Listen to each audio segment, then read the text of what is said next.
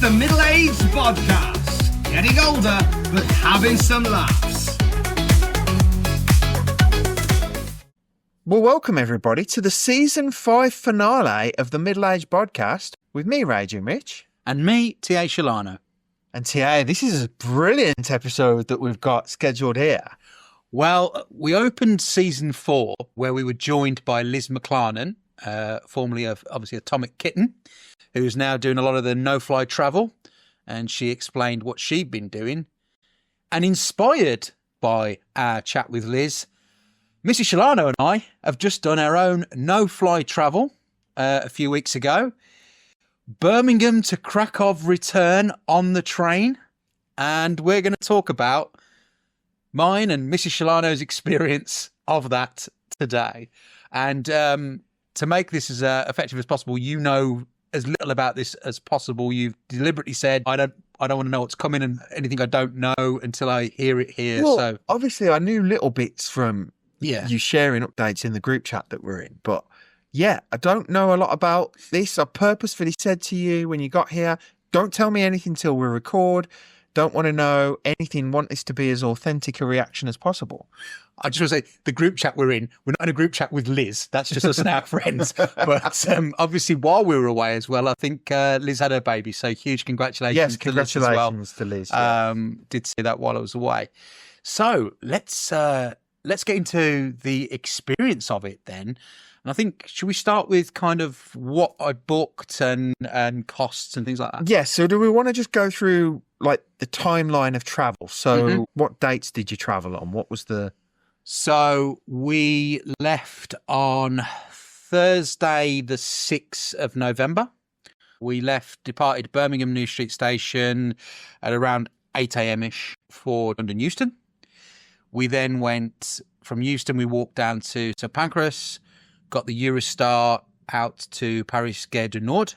Then it's a short walk from Paris Gare du Nord to Paris Gare de l'Est train station, where we went to Frankfurt. So that was all on the Thursday. So we got into Frankfurt on Thursday night, around 9 p.m.-ish. Fantastic. And I know we sort of mentioned it in the first episode of this season when you told me that you booked this. You stayed in Frankfurt, I think, for a couple of nights. Yeah, we stayed in Frankfurt then. So Thursday night, obviously had a full day. Then Friday in Frankfurt, stayed overnight Friday, and then departed Frankfurt sort of 8 o'clock Saturday morning for a full day's travel to Krakow via Berlin. Yeah, we did Frankfurt to Berlin, which was around 4 hours-ish, changed at Berlin's main train station to the journey to Krakow, which was then sort of another 7 hours-ish. So it was a pretty full day on the Saturday, getting into Krakow kind of after 8 p.m.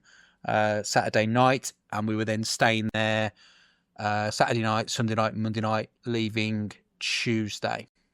Wow, I mean that's incredible, isn't it? And then, of course, you returned. What was the date that you returned to the UK again? So we left Krakow on Tuesday the 11th, and unlike the way out, we had to get back. So we did it all in one go, Rich, including an overnight train, which was a little bit crazy. And the interesting thing about this we've got to bring in is obviously this was all inspired by Liz, who's from Liverpool, and we were rushing to get back because we had tickets to see Cast from Liverpool. So this should be the Liverpool to Krakow return, not the Birmingham to Krakow return, actually. So we left Krakow on Tuesday lunchtime, just before midday. We did, again, the sort of same return journey. As it turned out, that was a slight change I'll cover later, but we did the same journey. It was like seven odd hours back to Berlin. But we got off at Berlin Ostbahnhof, which used to be the main station, is now the second main station, with the way our ticket was. And we had a bit of time there. So we had a Pizza Hut dinner at the Ostbahnhof station and a little bit of a look around there before departing on the overnight train. So Berlin to Frankfurt overnight, which ended up being about 6.5 hours. It left 11:15 on the night. And we got into Frankfurt then, I think it was around 10 to 6 the next morning. So we were back in Frankfurt for about an hour before then. Our next train out, Frankfurt to Paris. And then it was obviously Paris back on the Eurostar again to London, London back to Birmingham, getting back to Birmingham on around 6 p.m. on Wednesday, the 12th, wasn't it? It's 12th, yes. So, so that was a bit crazy. Mrs Shelano got maybe more sleep on the train than I did. I mean, this is incredible. This is brilliant. And I know you wanted to kind of talk about some of the costings and some other things. So let's sort of go into that, because there was a bit of an interesting thing with the costings as well that I'm sure you'll get into, that you told me about just before you departed. But what kind of prices were we looking at here with everything? So it depends how you break this down. I think we had this discussion with Liz in the episode with her about the fact that actually the rail travel in the UK is so much more expensive than the rail travel in Europe. And one of the things that she said in that episode was she's had people say to her, for example, if they're coming from like a Liverpool or somewhere like that, you've got that cost of getting to London, and obviously Birmingham to London, there's still, a cost involved in that. So actually, when you looked at the original costings for this, Birmingham to London return was looking at around 160 quid, as an example, out of an overall travel, the overall train travel of more around 750. So actually the percentage of the trip that is within the UK is quite expensive. European prices, by comparison to the UK, are so much cheaper, Rich. We were generally travelling in first class, which you never do here, because the difference in price was so minimal. Now, obviously, we did have one issue, which you've alluded to, which was that 9 days before we were due to travel, we were told that the Eurostar we'd got booked was cancelled. Now, we'd booked standard on the Eurostar because, again, that is not the cheapest service. So we'd gone for the standard ticket prices both ways. And then they told me it was cancelled. And then they said, obviously, you can book another service. Tried to book again for the next train, obviously, in terms of then the connections. But they were just telling me actually there were no other standard tickets all day that day. And if I wanted to travel on the next train, which would to stay within the confines of our trip, I'd got to upgrade to Eurostar Plus, which was significantly more expensive. Now, I didn't want the trip to obviously be spoiled and was have to completely change it. I would add, we were obviously meeting relatives in Krakow as well, as you know. So it was a very time-constricted trip in terms of it had to be. And this was relatives who'd flown from the UK. Yeah, they'd flown. Well. Yeah, that's right. So so a very different experience for them to you guys as well, for you and Mrs Shelano for doing the train. Totally different experience. In fact, they were getting there to Krakow on the Sunday morning and then they were leaving Wednesday. So they actually landed back in the UK, I think, while we were on the Eurostar back, having left on Tuesday, which gives you some idea of timings. But yeah, so the thing with this sort of Eurostar Plus, then I did it obviously because we needed to maintain the trip, wanted to do the no-fly travel, so didn't want to have to cancel on the trains and then book a flight to Frankfurt or something or change our trip. So we did do it, but we were charged an extra £370 for one way, so £185 each to then have to be able to go in Plus. And that was the only way we could go on the day we'd booked to travel. So I am a little bit frustrated with Eurostar around that, in terms of that's a bit unfair, I think, that you're left in that position. And well, you say that, TA, and you're right. The thing is, you had this whole thing booked, planned out. It wasn't like you were just going from London to France. You were doing you weren't doing from London to France. You were doing an actual across various European countries, all planned out. And to actually have to then get that all sorted out again, like you say, it was either cancel some things and fly to Frankfurt. Yeah. And then that kind of ruins the whole idea of the no-fly travel. And I think it's really frustrating when you're trying to do things and plan things around what is a very good concept, the whole no-fly travel. Imagine if this could have completely put you off from it. And that's the thing. Yeah, I mean, essentially, that's then bumped up the cost of the travel 50% overall in that one journey, which is frustrating. Merry Christmas, Mrs Shelano, by the way, because that's what she ended up getting it for. I kind of said, look, I'm going to bite the bullet on this. You can have it as basically your main Christmas present now.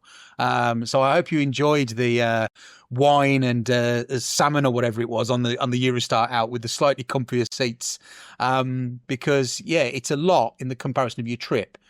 And where I'd add to that, Rich, in terms of the first class travel you then get across Europe and the costs, is so much more better value for money than by comparison.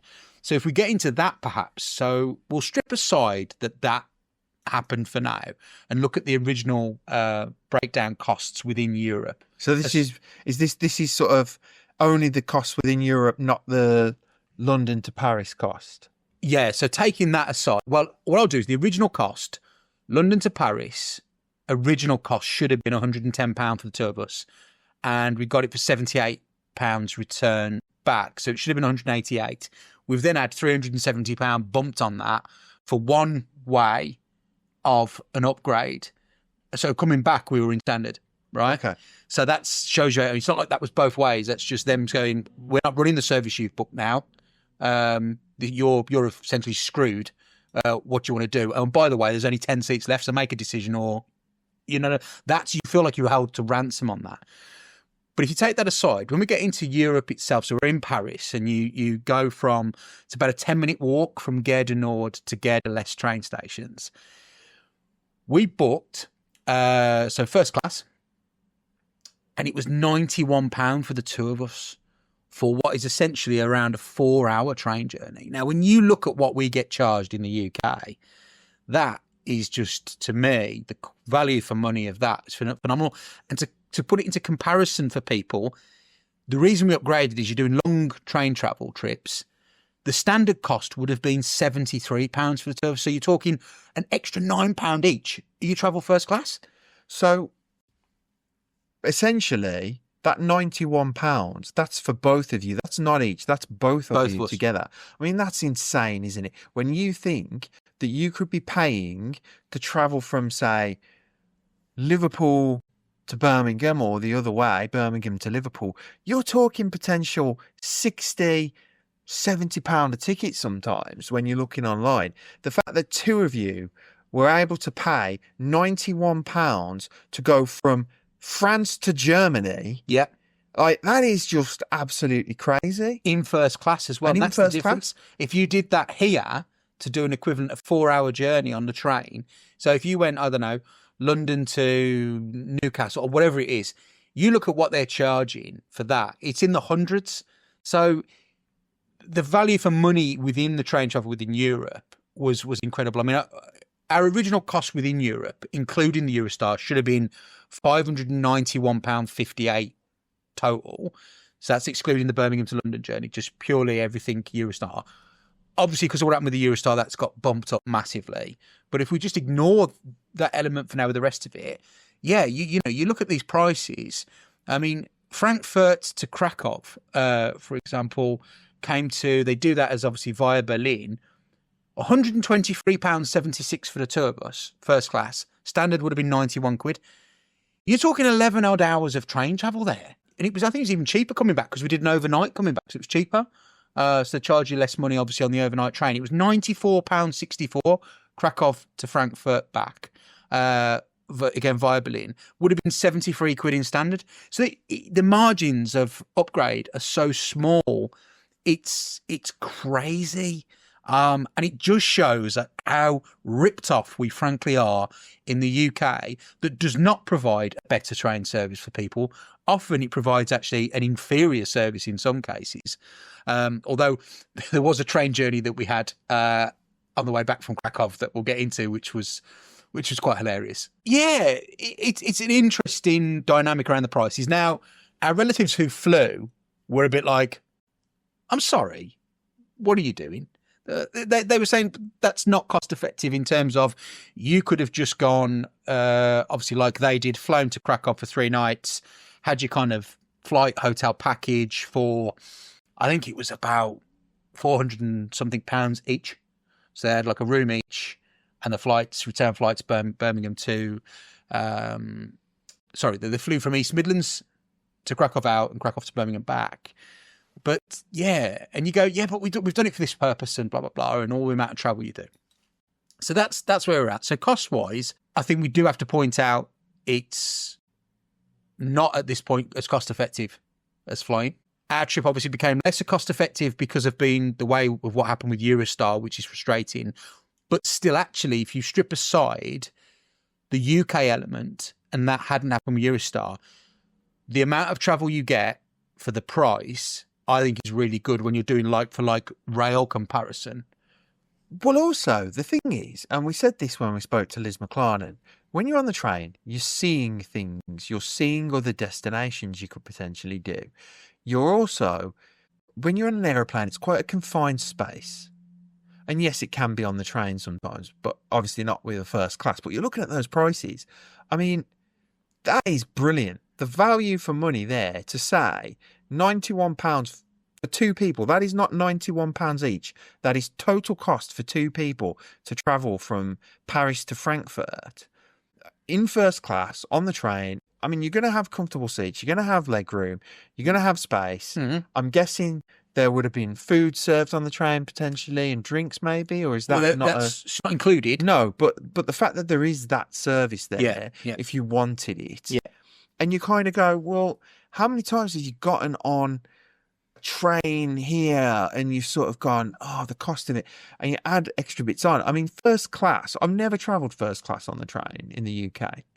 Well, I've never travelled first class on a train anyway, but you sort of think, what do you get as your value from it, really? And yes, it's a little bit more comfortable. Maybe there's more room to put things like laptops and use them there and things like that. But it does feel like, cost-wise, it's just taking the mick, isn't it? But I have to say, for the Europeans, Rich, it was the feeling of, I don't really understand why we've suddenly got people like that sat in first class on our trains. So Liz McClarnon's created that, where people looking at the likes of me and Mrs Shelano, business people travelling between France and Germany, going, why have we got people like that from Britain on our trains?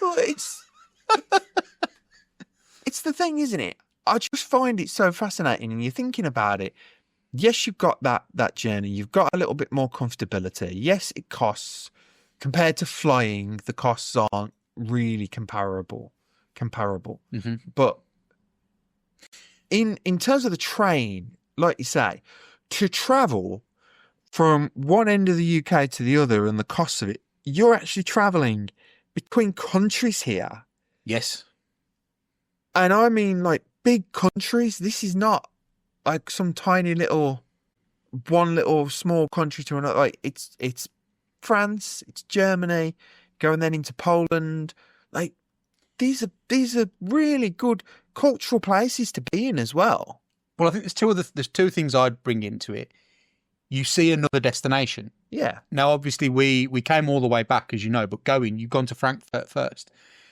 So that's now two places we went. We would never have done that. If we'd flown and we joined the relatives on the trip, we're just flying to Krakow, right?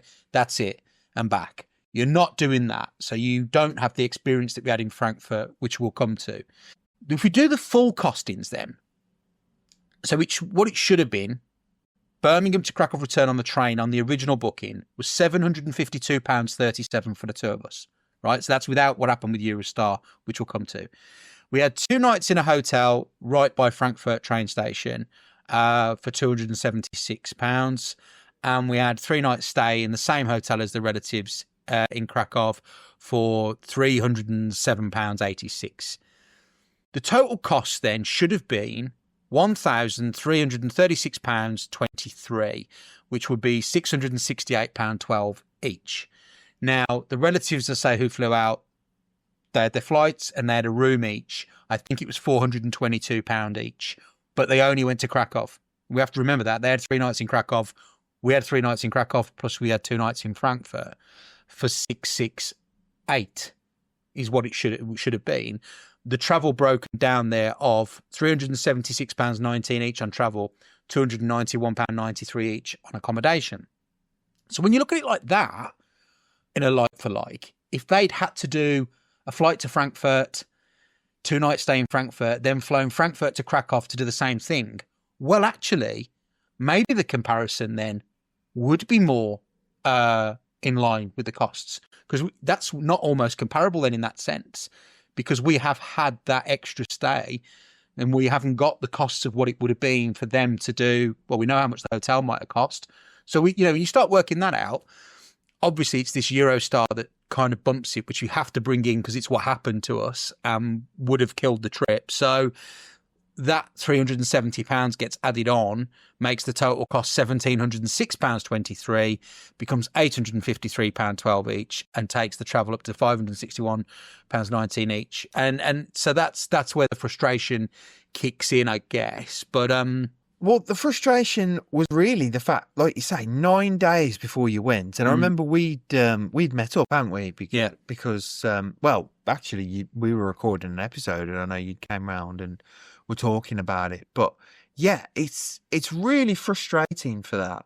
But what I liked when you were sort of updating us on like the group chat with our friends, and sort of saying, yeah, we're on the train, we're making the journey now, and you were sort of saying how it was quite a nice, relaxing journey in many cases, of just because I can imagine while you're trying to transfer between trains, it could potentially be, if there's a bit of a tight timeline, or, you might be, oh, well, we can maybe have a bit of a stop here for a bit and then have to go. But once you're on that train, that's it. You're there, you sat down, and that's it. That's your journey. You can enjoy the journey. You got some nice views out the window of the train. Obviously, at night it's a little bit different, but yeah, I think really good. Even the costings, when you take into account, yes, you had it cheaper and it ended up costing more, but even that isn't bad when you look at what you got from it. To have those 2 nights in Frankfurt and then the 3 nights in Krakow, it's like, that's really good. That's really good as a sort of kind of, to do all that and do it on the train. Like, so that's really impressive. So the takeaway from me is that you then see somewhere else. Now, if things had been different and we weren't coming back for that concert, I think we'd have tried to stay in Berlin and do Berlin on the way back, rather than the full 30-odd hour experience back is too much. But we had to do what we had to do, and we were stuck around the dates. But we would have probably done that on the way back. I think maybe stayed in Berlin and tried that out. And so it gives you then an option that you wouldn't really, well, you'd be less likely to do, because people generally fly one place to one place, don't they, when they're doing a trip? Yeah. You don't normally go, oh, well, we'll fly there, then fly there. So that opened that up. And we had a great day in Frankfurt on the Friday, which we'll talk about, but we really enjoyed our day in Frankfurt. It was well worth going. Now, obviously, time comparison, we're talking about costs. So, Rich, in terms of time, you're looking at the flight time of the UK to Krakow is really around 2.5 hours each way, so about 5 hours return. So, Mrs Shelano and I, Rich, managed an outbound journey time of 19 hours and 15 minutes. And a return journey of 21 hours and 47 minutes, because it was a bit slower overnight, for a grand total of 41 hours and 2 minutes spent on a train within a week. So a full working week was on the train, and we covered a travel distance of 1,939 kilometres, which is 1,212 miles each way. So we've done not far off 2,500 miles of train travel in a week. Is quite an achievement in itself, and it added to the experience. That's the thing, the time obviously is an aspect, and I know Liz talked about that, but if you commit your trip and you take basically, do a week, you can fit it in, you can make things work. So yeah, we did it, and it's all the things that happen on the way, which I think is what we're going to get into now about the trip itself. Well, yeah, so I mean, like you say, it wasn't just like you went, right, we're getting on the train to here, we're stopping, and then we're getting on a train straight away after we've stopped overnight. You were doing things. So you mentioned there was a lot of great stuff to do in Frankfurt. Tell us a little bit about that. Yes, so we got to Frankfurt on the Thursday night, and we were like, right, we're going to have a full day, obviously, on the Friday. So we ended up going to the Stadl Art Museum, which is huge. Massive art museum, some fantastic stuff in there. Well worth a look if you find yourself going to Frankfurt or traveling around Germany. The Stadl Art Museum was good. And then we went on to the German Film Museum. Now, that's fascinating. It's got a lot of the history of how we started with the moving image and all of those things going back to Edison and Reno and all of that history of it, up to and including it got original autographs from stars through the eras that have been behind glass in there. Artifacts, I think, has shown you a photograph on the group, didn't I? I put a photo of the Back to the Future hoverboard, which was interesting considering that was an episode we did on that film, and just loads of great sort of stuff in there to see. So we did the 2 museums, and then there's a massive tower in Frankfurt that you can go up in the lift. It takes you up in a huge number of floors in a short time. You got the view on the top. I mean, obviously it's November, so the weather wasn't great, so the view wasn't as good as it would have been. But it was just interesting things like there was a group of football fans from Italy having their photo taken next to us with scarves. And somebody else who was there on the roof, who was nothing to do with them, said, "Oh, Fiorentina fans." And I'm like, "Oh, that's interesting. What are they doing here?" And they're all with the scarves and all the rest of it. So I got on the internet. Fiorentina had played Mainz in the Europa League the night before, and Mainz is about 40 minutes from Frankfurt. Oh, wow. So they were obviously like, "Oh, while we're here, we're gonna do a bit of tourist stuff ourselves." So they're there with their Fiorentina flags on the top of the main tower roof. So like we saw that and whatnot. So we did that. We then had a wander down to Frankfurt's Old Town, which was really interesting. And this is where we end up in a pub called, the Germans will have to forgive me here, Binding Schön pub, right? We open the door. It's quite a small place. And as soon as Mrs Shelano had opened the door for us to walk in, you're looking, it's heaving on like a Friday afternoon. And the woman behind the bar just sort of went, "I have 2 seats for you if you want to come and sit in the corner and sort of hug and kiss and have a night," and all the rest. We were like, "What?" In the end, so we went in and they sat us like literally tucked into the bar at the one end, and it's just heaving, this place. And we're like, "Oh, okay, we're having a beer or whatever." And you get chatting to like some of the Germans in there. And the guy had come with chocolates. Like he works for some chocolate factory to do with Lindt. And he visits every couple of weeks, sees his old mates and all the rest of it. And he brings these chocolates that you can't even buy. And so like he's handing them around even to us, trying out the chocolates, having the beer. Then we notice the Germans, which do like apricot brandies or something, is this drink they do. And we're like, "What's that?" There's a guy at the bar just having a beer, himself, this older guy. And he sees us talking about it. And then the next thing you know, he orders some. And I saw the woman put 3 glasses down. And I looked and I went, "Eins, zwei, drei." Looked at him, looking at me, Mrs Shelano, and he went, yeah. He'd ordered us apricot brandies. Oh, wow. Right, which he paid for. And then he left to go get his train, and we were like, "Oh, thanks very much." So we had this sort of great afternoon in the pub. And then we went for a meal at which is just literally a stone's throw from the Binding Schön, was the restaurant Schwarzwurstern. I've not pronounced that brilliantly, I don't suspect. And the food was brilliant in there. And so then we finished there and obviously got a cab, back to the hotel because we were going to be leaving then the next morning. But This is amazing though. Like to get all that in on a Friday as well. Yep. All of that is fantastic. And I think that's the thing. This is stuff that people would do in a week sometimes. You've done it all in a day. Because you're on your time constriction though, you are just cram everything in, as best as you can. And then we obviously spent the whole day traveling on the Saturday. Now, I mean, obviously I can't gloss over, that's a lot of travel. I mean, we literally left Frankfurt 8 a.m. We did actually get on a slightly earlier train because we were worried about the crossover time. And the train we were meant to be on was already showing as being delayed. So we were a bit worried. Went and spoke to the ticket office at Frankfurt train station and they were like, stamped it and says you can get on the earlier train, which is what we did. But because of that, we then didn't have reserved seats. So we had to sit in standard, even though we paid for first on that train, purely because we changed our train. But it gave us a little bit more time when we got to sort of Berlin's main train station, the Hausbahnhof, I think it's called. You got the Ostbahnhof and the Hausbahnhof. My German pronunciation is not great. We had a bit of time there just to grab a sandwich and drink then, and then get back ready for the next train, which was going to be the long train, which again we had first class reserved on, the Berlin to Krakow. And I'm telling you, I've never been on one of these types of trains where it's like an old Bond film. You know, you got the carriages with the seats inside. You see them in different films from time gone by.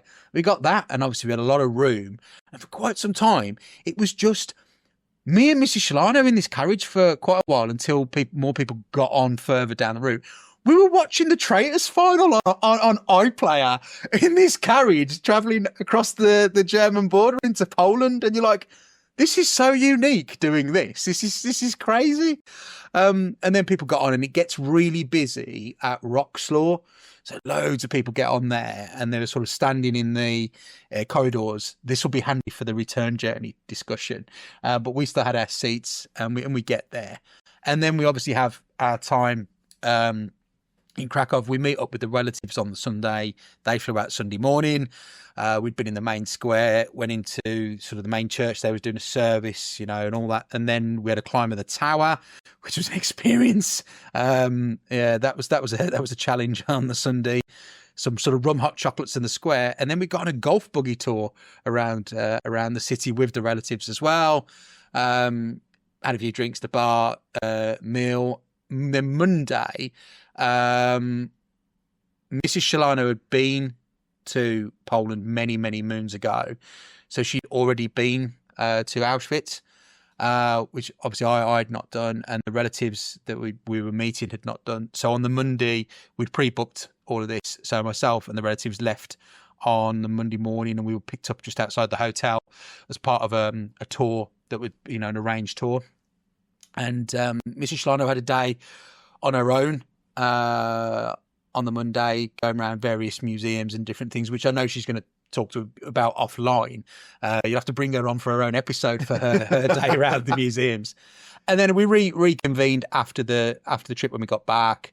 I went for some drinks with Mrs Shelano in an Irish bar, and then we had a meal with the relatives on the night at Stodola, a traditional Polish restaurant, and that was nice. Then we had some drinks in the bar beneath. Now, you know, Mrs Shelano likes to party, right, Rich? Now, bear in mind what we got coming the next day, which was to leave on a 30-hour train journey home overnight. You think you might try and get some sleep? No, Mrs Shelano goes, I want to go in this Polish nightclub. So we end up in there, and they're playing proper Euro pop, like you wouldn't believe, like, dum, dum, you know, this sort of stuff. And she's trying to dance. I've got pictures of her in this Polish nightclub. It was a comedy. I got mistaken for security at the door as a bouncer. The Polish people asking me if I was the bouncer, and I'm going, no, I'm just over from England. It's just, you just like, you couldn't really make it up. And then Tuesday, yeah, we start our journey back, and this is where the entertainment level was good. So originally so when I got the notification about the Eurostar, I also had notification separately from the service telling me there'd been a change to the timetable. So the original trains we were meant to get was going to go via Poznan into Berlin and then to Frankfurt, but it was quite a tight turnover time actually. Well, that timetable had changed, and that no longer worked. So they were basically like, you'll have to get another train, but you don't pay anymore, but you have to get another train. The issue with that course is, so what we'd got booked, you've no longer got booked. So yeah. you get on what you get on, and you get what you get. So we get on this service to go direct back from Berlin, the way we'd arrived. And the same thing happened in reverse. So it's massively busy for 3 hours between Krakow and Wroclaw. So we had no seat. So we're there in the corridors, and it's packed, and it was Polish Independence Day. So it's like a Remembrance Day, bank holiday day. It was heaving. So we're in this corridor, and like there's very little room between the corridor and those carriages.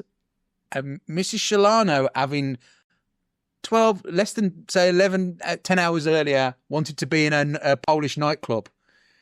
She was looking quite regrettable of that decision, Rich, where at one point I thought she was going to throw up in the corridor on the train. And I'm like, no.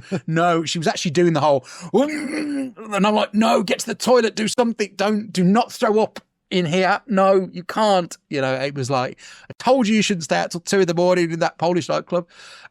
Doing all that. So we're in this thing, and there was things where, like, apparently I look Polish. The amount of times I was away, people spoke to me thinking I would know what they were saying, assumed I knew Polish. On the train, a guy gets to come out. Now, obviously, you know, I'm not the smallest guy. This was quite a tight space. He was not the smallest guy. This Polish guy is speaking to me in Polish about how am I going to basically get through, I think is what he was trying to say, to get to the toilet, because you're in the corridor as well. And then another Polish person who'd heard me and Mrs Shelano speak English would obviously said to him, he don't speak Polish, you know, he's English. And they're a bit like, what are they doing on the train? You know, it's a bit like that. But eventually he sneaks past us with a bit of breathing in and a bit of a struggle. And it was like that for sort of 3 hours. And then it emptied out at Roxlaw, and we got a seat for the remaining 4 hours of the journey. But that was so entertaining. But it was the later part of that journey that made it. And this will make it forever, Rich, because I cannot believe this happened. And I think you do know about this one.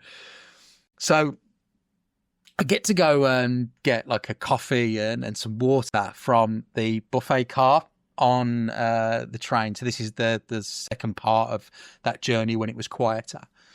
And I get into the thing. And there's a woman serving some people to my left. And then the guy comes behind the car and he sort of looks at me. And I couldn't work out in Polish if he was saying to me, just wait for her to serve you, or he was saying, I'll serve you. It's not the easiest language to decipher in a lot of ways. And the only Polish word I really learned was dzięki, which is thanks, and which comes in handy. But he sort of said something to me, and I sort of went, sorry? And he went, English? I went, And he sort of went, English isn't my best, is what he said. So I'm guessing they get more German people. So maybe he's German and he's Polish. He would be better language. But he was like, English not my best. And I just said to him, it'll be better than my Polish. And he went, yes. And then he went, what do you want? And whatever, you know. And I'm like, okay. And I get this coffee and he's getting his coffee. And he looks at me and he genuinely said, and this would live with me forever. He went, you have style of Tony Soprano. Right? Now, bearing in mind, Rich, he's got no context of the fact that my pen name and my name that we broadcast in, Shelano, is an amalgamation of Tommy Shelby and Tony Soprano. He doesn't know any of the history of that, or somebody saying I looked like that before. He's just guy working on the train in Poland, and he looked at me in my black jacket with my sort of receded hair and went, you have style of Tony Soprano. I could have kissed him, Rich. I really could. I just went, Jenky, and burst out laughing in the carriage. I'm sorry, but whoever that guy is, you have no idea. The size of TA's head now has inflated more than double. Oh, my God. I can't believe that. Well, I can, because I know you'd said about it, but that's brilliant. That is brilliant. And then I'm faffing around with, because you got the currency there, there's Lottie, and I got these coins and these notes, and he was getting annoyed with me about because I'm trying to sort it out or whatever, and he's just going, Tony Soprano, give me. Did he actually call you Tony Soprano after? Oh, no. Oh, no, that's terrible. I'm going to have to watch The Sopranos at some point, aren't I? I'm going to have to. You have to see it with, you know, me in a black jacket as well on this train. But the thing that made me laugh is when you cross the border. So Berlin on the train is about an hour from the Polish border. So it's a very short part of that 7-hour journey, really. So we've done 6 hours back, and then we crossed the border. Now, when we crossed the border, I think the first train station was called Frankfurt Oder. No link to Frankfurt, nowhere near. That's, you know, it's a different. It's got it's ODER after it. It's a bit strange, and it confused Mrs Shelano quite a bit. But the German police got on, right? And I'd read they can do border checks and that. They hadn't done any when we went the other side. The Polish hadn't got on and done it the other way. But I'd read that this can happen. 4 German police get on. Now we're behind this in this carriage and the door's closed. But it's glass, right? So Mrs Shelano sat opposite me. And we're just looking up out the glass as they're staring, and they were staring in at us. But they didn't come in. And then bear in mind, everyone thought I was Polish. Got to a next carriage down, I heard them say England or English, and the people weren't. So the German police failed to recognise me, Rich, as British, English, whatever. Even the German police thought I was Polish. Polish Tony Soprano. Polish Tony Soprano. So there you have go. it. And now this is, and I'm going to get back into context here, is none of this happens if I fly. No, that's very Krakow. true. That's very true. And then, so we get back, say we get back to when we changed at Paris. So we left, when we get off the train, the morning train we'd done from Frankfurt to Paris, which was beautiful. I have to say, when, talk about some of the stuff where Liz shows you footage and whatnot, that was so nice with the sun rising and everything. And we were coming up through Karlsruhe and Strasbourg and all that. It was really nice. Mrs Shelano was asleep for much of it, but I was enjoying it. This is what happens when you go clubbing, Mrs Shelano. Yeah, exactly. You're too old. Oh, she hate me saying that. I'm not old. Yeah, so we get to Paris Gare de l'Est. We get off the station, and again, because it's all been around the Remembrance time, they were doing a service, memorial service there, like with the military and all the rest of it, and all the police were around, and they were like playing the French national anthem and everything.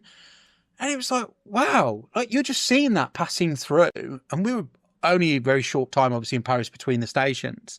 But you're like, oh, you wouldn't see any of that. No. So again, it's all that kind of add in to your overall experience. I mean, don't get me wrong, it is not obviously as easy to spend this length of time on trains and on all of this compared to obviously somebody who wants to just fly somewhere. But the way I've come to conclude it is that when you fly somewhere, you just go to a place and you visit a place. When you do this, this is travel. Yeah, I think that's the point. Yeah, I agree with that. It just goes to show, for example, let's say you want to get to France on holiday. You can fly and get the Eurostar. As long as the train isn't cancelled, you've got those seats. That's your trip. You get to see parts of France as you're going through. That's really good. If you're going on the plane, you are literally going up from the airport that you're departing from, up in the plane, you land at the airport destination, do a transfer. You don't really see a lot of it. And actually, like we're talking about holidays and you getting to see stuff. We haven't really touched upon it. When I went away, when me and Ruth went on holiday earlier this year, we went to Salou on holiday. So when we went to Salou, we flew into Barcelona. Land in Barcelona, you don't see anything at Barcelona. You're driving around in the coach for the transfer, and all you're really seeing is motorways.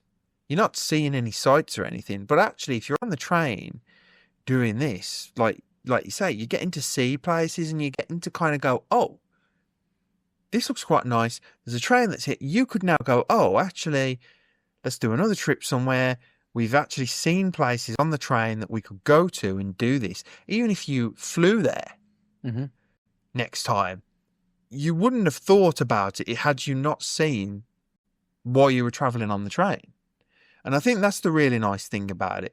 And I will say this about the UK travel. The one thing that when my brother and I went to Liverpool earlier this year, the train goes through certain places and you're going, oh, this looks quite nice. Like going through, you see parts of the countryside, you see parts of the city, and you sort of get to the stations and you're sort of looking around parts of the cities as you're going through places. And you're like, oh, this is really good. And I think that's the thing that you miss going on a plane. And like you say, it's not really travel, it's a holiday. The travel in the holiday comes from actually doing that experience on the train, which is really good. And I think that's a really nice touch. And like we've seen things like going to further afield and you'd have to go obviously on a boat. It'd probably be a cruise or something like that does it. They are experiencing of themselves. I think with a flight, it's a convenience thing more than anything. Yeah. It's not really an experience anymore. It is when you first do it, I think. But once you actually break it down a little bit into the way you travel the world and the things that you see, it is. You go to an airport, you get on the plane, you land at the next airport, you transfer to your destination, and that's kind of it a little bit. Yes, you can do all the things. You can hire cars when you're there, you can see bits and you can go around on transport and things. But it is a little bit like that. And of course, I said a couple of years ago, I went to Prague and I flew to Prague. We mentioned that when we had the episode of Liz. It's a similar sort of thing. I mean, you do flew into the airport. I can't remember the airport's name that I flew into, but then you have to get in a taxi to take you into Prague itself. But the thing is, you're then in that area, you're in that city to have that break, and it's brilliant. You get to see things. But you've also missed out on potentially seeing other parts of the country. Mm-hmm. And I think that's the thing that you've started to see now. And you've done, obviously, Frankfurt. You didn't really get to do much in Berlin. No. That's another place as an opportunity. Yes. Yeah. There's all these things now. You can go, well, actually, we could go back to this. And it's not saying you'd necessarily do the train again to get to Berlin. You might fly there. But that whole fact that you did the trip has now shown you, oh, we know a bit of Berlin. We can come and... That's the thing that I think adds to it, whether you do the train or not next time. But actually, if you wanted to mix it up, so if you said, well, I don't really want to do exactly the same train routes to get to Berlin, for example, one of the things when I was looking online is if you do the Eurostar doesn't just go to Paris, obviously you can go to Brussels, for example, you could go to Brussels and then goes from Brussels to Berlin on the train for a few hours. You could do that, a different route. So you don't just follow the same route as we've just done, Paris to Frankfurt to Berlin. You could go into Brussels to Berlin. You know, you've got all those different options you could look at and different things. I mean, this was a long journey. I mean, it was dictated to us by the fact that the relative situation of wanting to go to Krakow. Me obviously thinking, well, it'd be great for this no-fly travel. It's probably, for a first attempt, quite a long one to do, I would suggest. And that if, Mrs Shelano and I did one next time, we maybe wouldn't go as far, or we'd mix it up a little bit between the cities. I don't know. But yeah, it gives you options and it makes you think, because you suddenly go through places and you see train station stops and you go, oh, never thought about, like, for example, Strasbourg is only quite a relatively short trip on the train from Paris when you're coming back, and then you got Strasbourg to Karlsruhe, which is, but actually, there might be things there. And then we noticed as well the train we were on, over the overnight train, was carrying on to Switzerland. So another couple of hours, 2-3 hours on, you're in Zurich in Switzerland or something like that, and you're thinking, okay, actually, there's so many different options here that you can do, and it just opens your mind to that more and what you experience out of it. I mean, by the time we got back to Birmingham, I'll be honest, we were smelling pretty bad, I suspect, and we're sort of like backpacking students or something, which for people of our age is a bit odd. Well, I think as we're sort of coming to the close of this episode, TA, I have 2 questions for you. Okay. So the first question is, how was cast? Yeah, it was very good, and obviously it was interesting that we got back in time for that. So it was good to see that. It's a shame that they made us walk away from Berlin to see them. I knew that was coming. I should have known. That was coming. But the second question would be, will you do another no-fly holiday? I think so, yes. And Fantastic. Mrs Shelano enjoyed it as well. She'd done a bit of interrailing when she was younger. She interrailed across America and stuff, I think, as you know, and she'd done a little bit actually in Eastern Europe, again, many, many moons ago. But it's the first time she'd done interrailing for a long time. But yeah, we both said we would, yes. Oh, that's incredible. Particularly if travelling in Europe. So if you were thinking about doing something in Europe, rather than you just automatically fly, I think you'd consider, what could we do as a journey here? What options are there to build a trip? Well, I think that's brilliant. I think it's really good that you've done the trip. Yes, there was an issue, as you say, with the Eurostar on the way out. Yeah. But hopefully there's something that can be done to get some kind of... Their terms and conditions look pretty tight, Rich, I have to say. But yeah. Well, look, anyone who's listening to this episode will know now, and just be on the lookout for that. But yeah, I think it's really good to have heard that. I know I'm going to hear a little bit more from both you and Mrs Shelano a bit later on after we've finished recording. But yeah. And we'll obviously try and edit all the video clips we've got at these train stations and do things together for something for our social media posts, because it would be a shame, because I was trying to record every leg of the journey. It's like now I've made it here. Now we've made it here. And Mrs Shelano was doing stuff as well. That would be... Yeah, but of course, you say that. It's me that's got to edit it all. We haven't commissioned you to do that yet. I say yet because, you know, we might. But yeah, no, but that would be good because I know when Liz does her videos as well, that shows you as well. And obviously, I would say thanks to Liz, obviously, because she came on our show and talked about this. And if it wasn't for that, we wouldn't have done this. No. So that's the other interesting thing is I was really interested in what she was saying when we spoke to her about all of this, and it's not something I'd ever looked into very deeply. And I've seen a lot of what she puts online about the no-fly travel, and there's some great routes. Actually, you can do so much more than you realise with, you know, a bit of planning and whatnot. So yeah, I would definitely sort of say that's been a real takeaway from the podcast is you know, using that as a unique experience. Well, that is incredible. Well, much as I did when I shook your hand in the first episode to say well done for booking, well done for completing. Thank you. Thank you very much for sort of giving us a bit of a review of that, TA. So this is our final episode of season 5. It's our final episode of 2025 as well. We are coming back in 2026. We'll be bringing you our 6th season. And yes, we shall see you in the new year. So, TA, is there anything you would like to say to the listeners? Yeah, no, thank you for listening, and please join us in 2026. Want more middle-aged podcast in your life? Of course you do. Follow us on social media for behind-the-scenes stuff, extra larks, and all our latest updates. We're on Instagram and Threads at Mid-Aged Podcast. Facebook's easier. Just head to facebook.com/middleagedpodcast. If you're still hanging on to Twitter or X or whatever it's called now, we're at Mid-Aged Podcast. And if you're on Blue Sky, it's at middleagedpodcast.bsky.social. Or you can swing by our website, middleagedpodcast.co.uk. Give us a follow and stay in the loop. Cheers for listening.